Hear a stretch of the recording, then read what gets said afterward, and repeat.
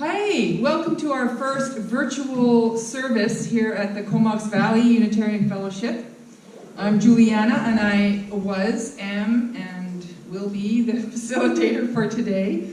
This is our first time trying this out in light of the corona situation, and I have a very slight little cough, hence I'm wearing my mask, doing my due diligence to keep everybody around me healthy. So, we are really lucky to have Norm presenting to us about his experience with the Doukhobors. He spent 12 years in Grand Forks and was deeply moved by their work ethic and their way of life. So Norm is here to present his service and wish us luck. Maybe we'll be doing a few more of these. All right. It is my hope that in this brief service, I can share my limited glimpse of Doukhobor heritage, not as some spiritual relic of a passing age, but as a vital signpost pointing to an understanding, a way of being in the world that is utterly relevant today. Today we need living examples of a way of being in the world socially and individually that begin with an unquestionable commitment to peace and nonviolence, and point to a community-based economic organization that focuses on the well-being of individuals embedded in community, rather than the destructive short-term profits of people who seem to feel no connection to our earth or to its people. So, well, this is really interesting being here. I'm delighted to be here, and this novel experiment in bringing a service that didn't have to end with the global virus. Before I begin, I do need to make an introduction that while this is about the Doukhobor way of life and my experience of that, it is very clearly my experience of it. This is not an academic presentation. This is something that I learned and I felt and experienced during the time that I lived in Grand Forks.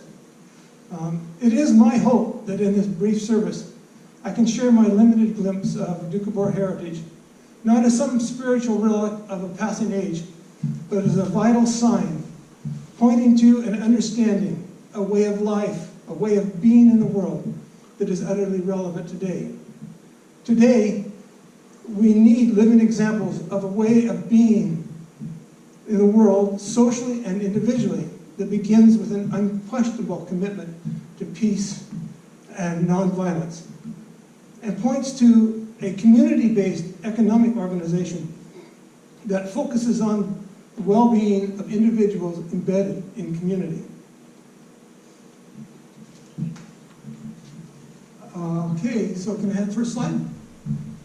So as I said, this is my experience of being in Grand Forks and getting to know many in the Doukhobor community.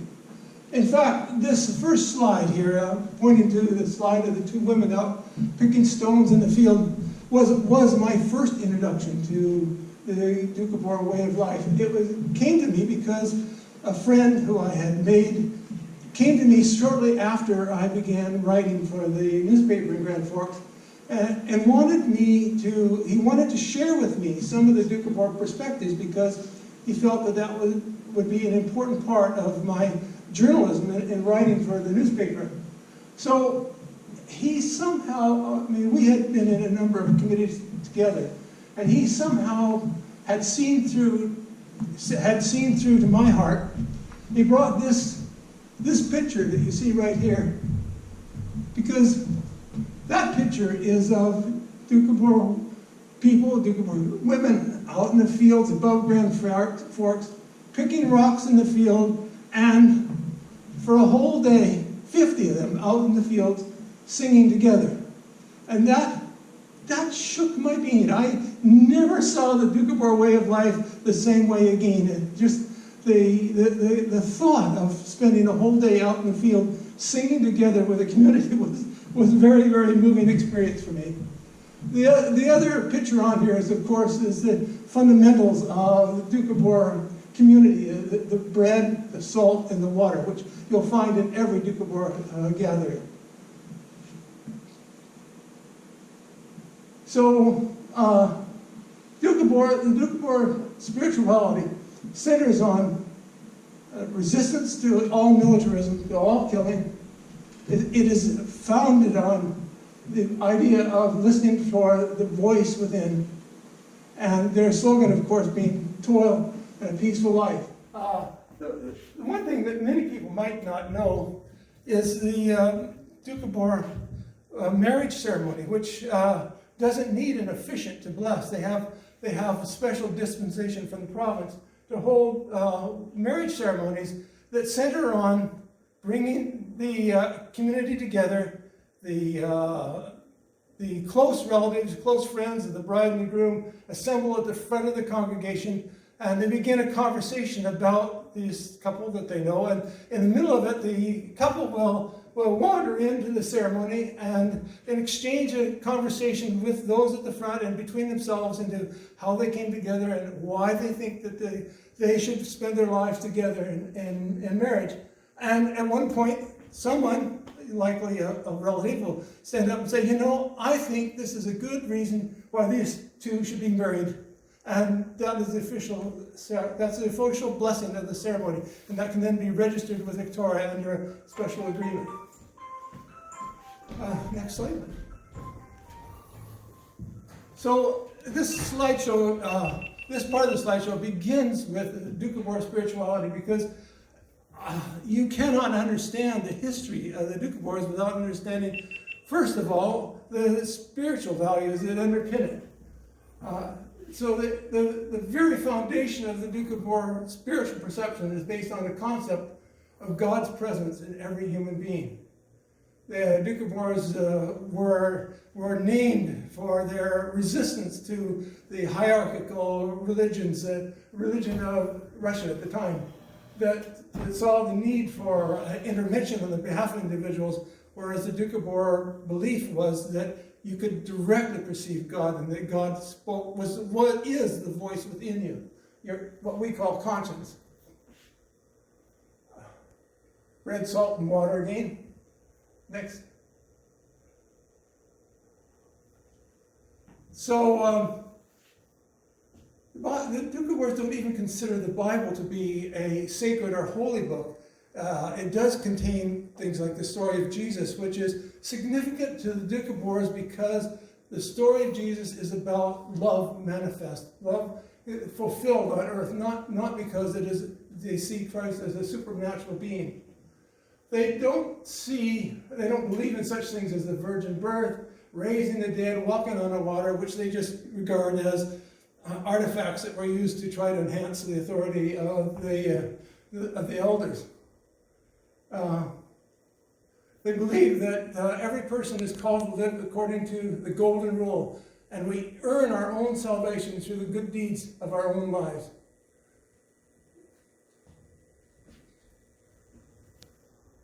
They don't believe in the concept of individual responsibility to any sort of a book, but to your own voice, the one that you hear inside, which is one of the reasons for their opposition to war and violence is that violence is opposed to the idea of honoring the voice within yourself, and therefore honoring the voice within every other person. The Doukhobors oppose all forms of violence against fellow human beings. War is anathema to the Doukhobor teachings and way of life, and is the central theme that runs through all of the Doukhobor teachings and way of life.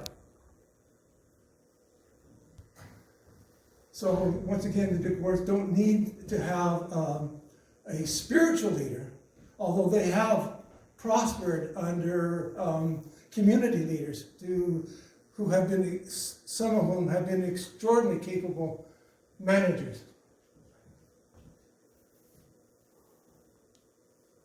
The Doukhobors believe that all human beings are equal, regardless of nationality, race, color, creed, gender, sexual orientation. Again, at the end of this slideshow, we'll look at some commonalities that they have with the Unitarians. So, as you heard at the beginning of this talk, the Doukhobor emphasis is on acapella singing, beautiful acapella singing that will shake your very soul if you have a chance to hear it. The other picture there is of the USCC building, the church, the Doukhobor Fellowship in Grand Forks. Listening to the voice within. So, one thing you learn living in the Kootenays is that anytime there's any kind of an action in regards to peace, you'll see Doukhobors out leading the parade. The Doukhobor way of life both was influenced by Leo Tolstoy and also heavily influenced Tolstoy's thoughts, and actually was very reassuring to Tolstoy that he had finally found a people who he felt would live by the principles that he so espoused. So, here's those points I just referred to. Doukhobors and Unitarians have much in common. Both are primarily about ethical teachings. Asserting the highest expression of God is in the perfection of love, lived here on earth.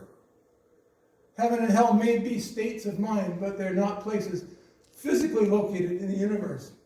And as we discussed earlier, Jesus was a mortal human being whose greatest gift was a life filled with love.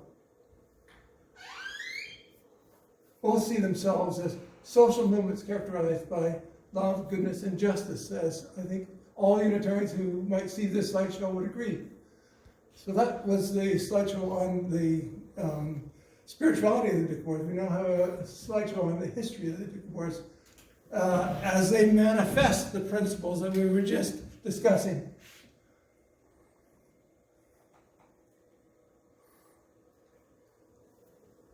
So the Doukhobors became Doukhobors, or spirit wrestlers, because it was a derisitory term to describe people who simply could not be fit into the Orthodox Church in Russia at the time. The Doukhobors turned that around and made it an appellation for themselves that they proudly proclaimed to be spirit wrestlers.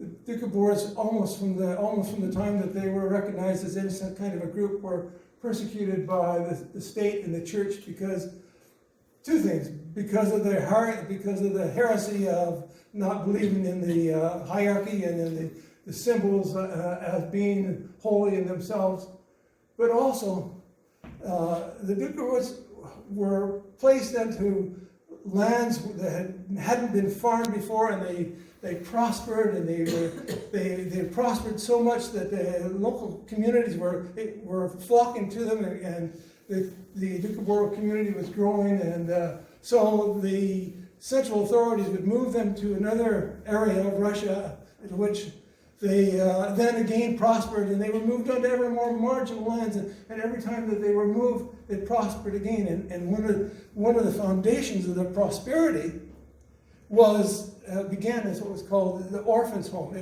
It really was a community stock. It was the idea that the community would build stocks together, and they would have them in order to get help those who needed extra help, but also to be there to get through any tough times that they encountered. So once again, they were transferred to ever more marginal lands. Significantly, in 1886, the Large Party.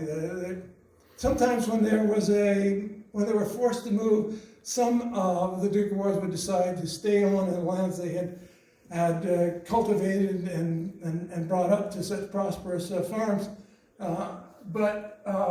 and so some would stay behind, so that those who moved on eventually became labeled the Large Party Doukhobors, and they chose Peter Verrigan, which was as their leader, which turned out to be a very opportune decision.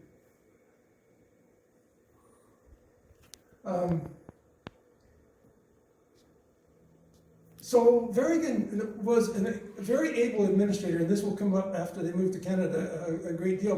But he also was a moral leader. So it was he who urged them to become vegetarian, and it was his urgings that they had the seminal moment for Doukhobor, the one that burns in the mind of every Doukhobor, was the 1895 burning of arms, that signifying that they were giving up all commitment to violence. They were going to live an utterly life at peace with other people and with our planet. I have this little glass pane story there, just as an illustration of how utterly robust they were in their connection to the earth. So at one time they were moved from marginal lands to more marginal lands. One time moved in the middle of the winter, they ended up having to build little earth shelters, but earth shelters in a long Russian winter wouldn't be psychologically very livable. So some of these earth shelters were built, and then windows were framed into, and the river ice was cut. 2 inches of river ice would be cut into a pane form and placed into this frame in these earth shelters, and they would live and thrive to the next year to plant crops and build more substantial buildings. Next. So then, Canada. The story of the Doukhobors moving to Canada. Leo Tolstoy and the Quakers recognized that by this time the Doukhobors had been moved onto the Siberian lands. They were in very tough straits and were constantly being persecuted in Russia. And Tolstoy and the Quakers set about to find a way for the Doukhobors to move to a country where they could practice their peaceful ways. And they, after a number of false starts, they decided on the Canadian prairies. And at one point, I mean, the government of Canada at the time very much wanted settlers in the prairies, so they made all kinds of promises, like the Doukhobors could have a total amount of land given to them, but they could actually have, instead of one settler on 160-acre parcel, they could have 15 settlers in a little village and then have a large agricultural acreage around that. They also didn't have to swear allegiance to the Queen, and they also would not be subject to conscription. Tolstoy dedicated his entire novel, Resurrection, to financing this move, and the Quakers also did a great deal of fundraising and ran a lot of ground interference for getting the Doukhobors in their move to Canada. The Doukhobors, of course, brought with them immense abilities as farmers, and they prospered immediately as they arrived in Canada. They set about building their temporary shelters, but building new homes. The men would go out and find work on the railroad and in carpentry and on other farms, and the women would stay at home, and they would fashion clothing and build everything from the ground up, from scratch up. One of the stories that sometimes people tell as a derisatory remark about Doukhobors is they made their women go out and pull a plow across the fields. But these people were plunked down in the middle of the prairies with nothing, and they had to prepare the land to plant, to have crops to survive with. And in the absence of livestock, women who were left behind would hitch themselves to the plow, and 20 of them at a time would pull a plow off across the prairies, and in doing so, if you can imagine this, in doing so, they prospered. They prospered. I mean, so they prospered so well that many of the settlers around the Doukhobor properties and villages became very jealous of the Doukhobors and began lobbying the federal government about their complaints about people being able to live in communities and farm large acreages around it rather than a single person holdings. There was also at the time the Doukhobors believed that they needed to share in this strange land. They needed to be able to share their teachings with their children, and they resisted the idea of public schooling, which also caused some trouble with the locals. So, amazingly, You remember, we're talking about 1895, they came over here, we're talking about 1906, that they lost their land rights. They were told that the government was reneging on its promises to them, and that they would have to have individual holdings, and the Doukhobors, rather than, the community Doukhobors, rather than give up their communal way of life and become prosperous like all the neighbors who had single holding farms were doing, they wanted to preserve their community way of life so much that they gave up this land that they had been allotted to. Of course, they also didn't want to swear allegiance to the Queen. And this decision caused a split in the Doukhobor, so that there were who became independent Doukhobors who gave in, who had their single house and their property and didn't live communally. There were the Freedomites, which I don't really understand very well, and I can't possibly speak for. And then the community Doukhobors, which under Peter Verrigan became the Christian community of universal brotherhood. Now, as a result of that, Peter Verrigan, who was their leader, spiritual leader, but very importantly, a manager, an incredibly competent manager, bought large tracts of land in southeastern British Columbia. Grand Forks, Castlegar, Nelson, Slocan, and between 1908 and 1912, 8,000 of the community Doukhobors moved to British Columbia, at which the Doukhobor spirit blossomed, the beautiful verdant lands and the open spaces and the flowing rivers created a flowering of the Doukhobor community. So the Doukhobors immediately set about to develop community gardens, orchards, sawmills, brick factory, jam factory. They built roads and houses, and all under the umbrella of the Christian community of universal brotherhood. It was a time of immense flowering, of immense hope in the community. So the Doukhobor way of life also centered on the small villages. So rather than a large community, there were the individual Doukhobor villages that were broken down into work units. And work was 6 days a week, with a Sabbath where they would all go and they would have large subrainies where they would sing and have time for community meetings and spiritual reflections. The Doukhobors turned out sawmills after clearing for agricultural land.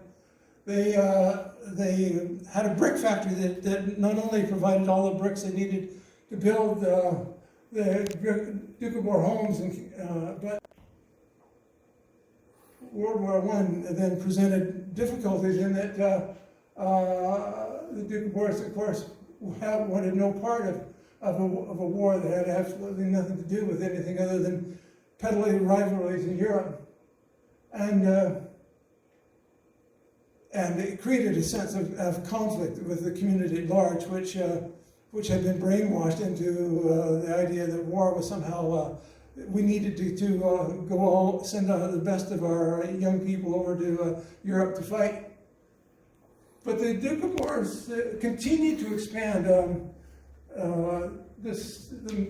They had actually planted fields to wheat and had flour mills. And one of the flour mills still in existence in Grand Forks today. And even from the time when I was living in the Kootenays, the jam factory was renowned for the quality and the taste of the jam that was turned out of both the Nelson and the Grand Forks jam factory.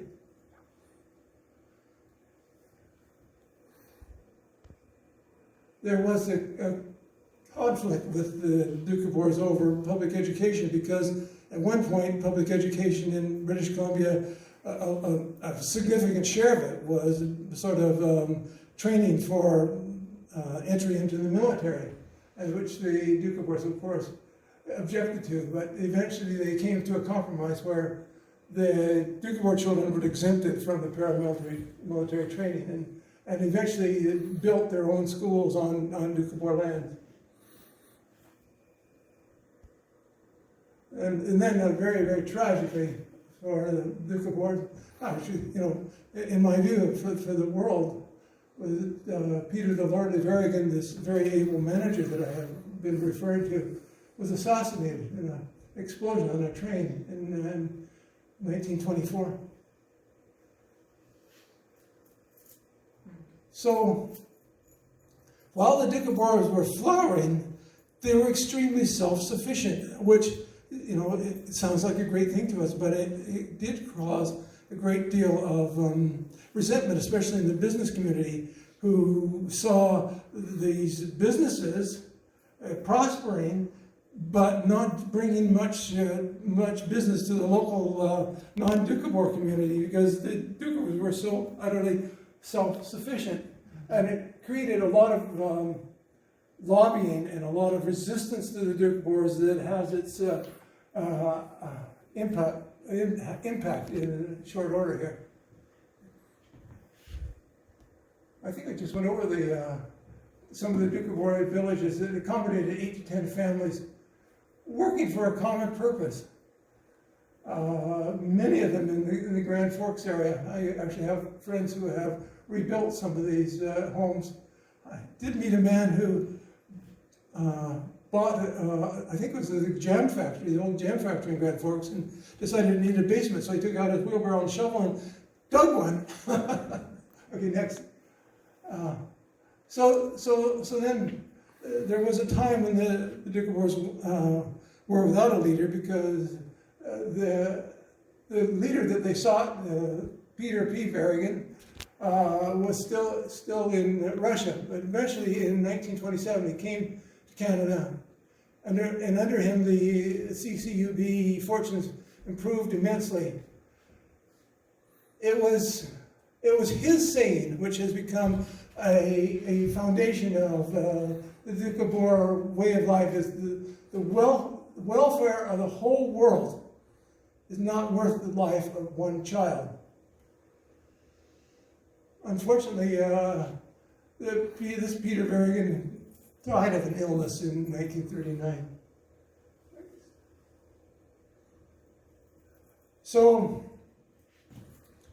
as the Great Depression set in, and the Doukhobors had borrowed money to set up so the things like the brick factory, the flour mills, and purchase additional lands.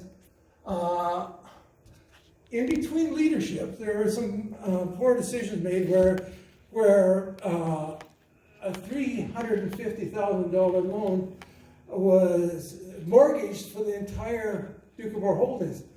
So at one point, due to the recession that was going on, the community could not make its payment, and a $10 million asset was taken back, was foreclosed on for $350,000 owing. The government, of course, didn't want all these people to end up back on welfare, so they immediately set about to lease back land to individual families, but they made sure that it was not the renewal of the communitarian way of life. It was individuals who got single properties. I just put this in to notice because people always ask about the Freedomites who suffered a great deal, but also had a commitment to arson and nudity that definitely didn't go over well in the community. And then came along Sima Holt in her book, Terror in the Name of God, where she tried to equate the community Doukhobors with the Freedomites. And I put this in solely because I know very little or nothing about the Freedomites, but I really want to convey the idea that there's a complete separation between the community Doukhobors and the Freedomites. Although it did also lead to the government of BC going in and arresting the children of Freedomites and putting them behind these barbed wire fences and denying their parents access to them, and a tragic story that continues to, you can sometimes see it in the bodies and the expressions of descendants of the Freedomites to this day. But in 1979, the formation of the Kootenai Committee on Intergroup Relations, which was put together by the government and have representatives of all the Doukhobor groups, RCMP, the government, and the local community, it actually did its work, and there's been very little violence, very little burnings, a great deal more of community accord since that committee. So in 2001, there was somewhere between 20,000 and 40,000 people of Doukhobor heritage in Grand Forks. At one time, it was 1978 when I was there. It was said that 40% of the city of Grand Forks was of Doukhobor heritage. There are 3,800 of them claiming Doukhobor as their religious affiliation. So in 1940, John J. Varigan, Peter Christenhoff's grandson, was voted honorary chairman. And after having counseled the community against the idea of heredity spiritual leadership, he secured the return of the CCUB lands to what is now the USCC, Union of Spiritual Communities of Christ, and proved also to be a very capable steward of the Doukhobors through a difficult time. Their current leader, John J. Varigan Jr., has been, I think, a very, very strong influence in rebuilding the identity of the Doukhobors and of reaching out to the wider community. His father, John Varigan, well, John was still alive, of course, sent him all around the world to meet with people who were involved in peace movements, so that when he became leader, he was able to bring together a movement for peace of a broad spectrum of groups. And he has given his vision of the 21st century to bring about a world where the power of love will triumph over the love of power. And I think that's the last slide. I've just put in a few of the Doukhobor properties that are in existence today. So I have one last thought I wanted to leave with you.